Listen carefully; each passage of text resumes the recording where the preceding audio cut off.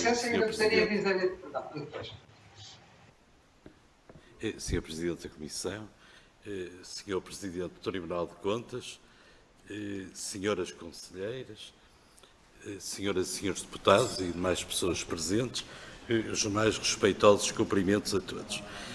Aproveito a presença do Senhor Conselheiro José Tavares para lhe fazer um elogio extensivo ao Senhor Relator que esteve aqui há uns dias a falar, a esclarecer sobre a audição ao novo banco, a que eu tive o gosto de assistir e que realmente me parece que merece destaque público pela qualidade e a simpatia com que os esclarecimentos foram prestados.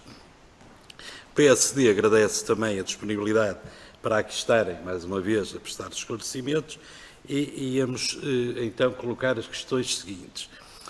Através do relatório de dezembro de 2020, creio que é o primeiro dos dois relatórios de acompanhamento a que Vossa Excelência fez referência, em que foram analisados os meses de junho a setembro desse ano, no que se reporta aos contratos abrangidos pelo regime de exceção previstos na Lei 1-A/2020, conexionados com a Covid-19, celebrados por ajuste direto e com dispensa de visto prévio do Tribunal de Contas, tivemos notícia de alguns circunstancialismos fácticos que nos causaram alguma preocupação.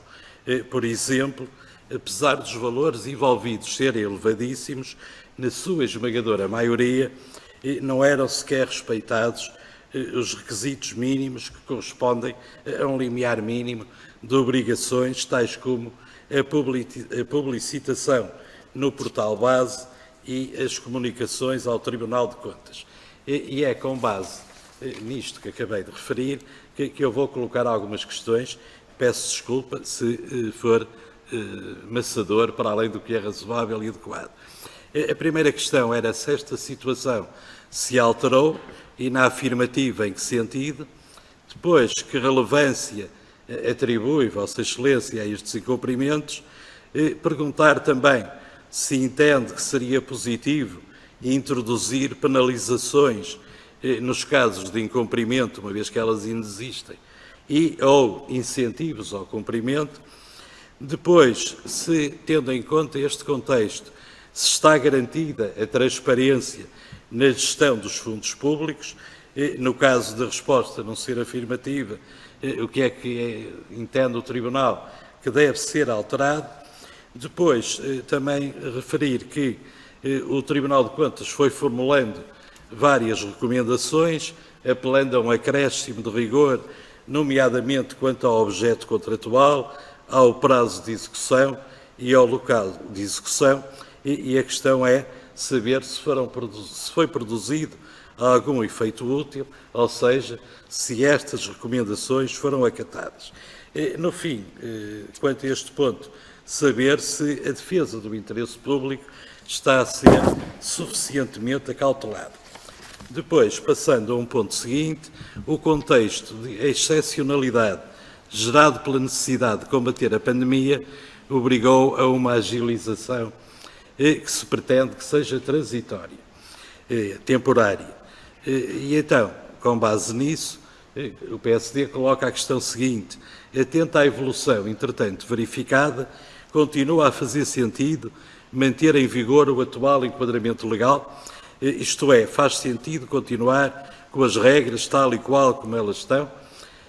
Ponto seguinte: atentas às circunstâncias a que alude também o relatório, agora o mais recente, desde logo quanto à falta de detalhe da informação que é prestada e às deficiências de comunicação, é muito provável que não esteja a ser salvaguardada a arrecadação referente à autoridade tributária e à segurança social. A questão é, este receio é justificado e, na afirmativa, qual é, para termos uma ideia, a dimensão da falha na arrecadação. Mais um ponto, se me permite, Vossa Excelência, rápido.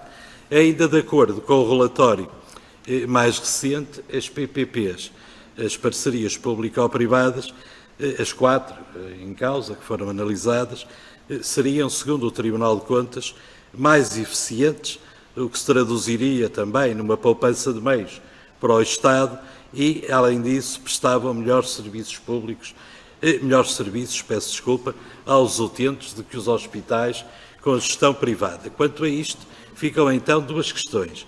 Se este contexto resulta de circunstâncias excepcionais ou se estes méritos nestas parcerias público-privadas podem servir para daqui retirarmos ilações para o futuro. Muito obrigado, agradeço também a tolerância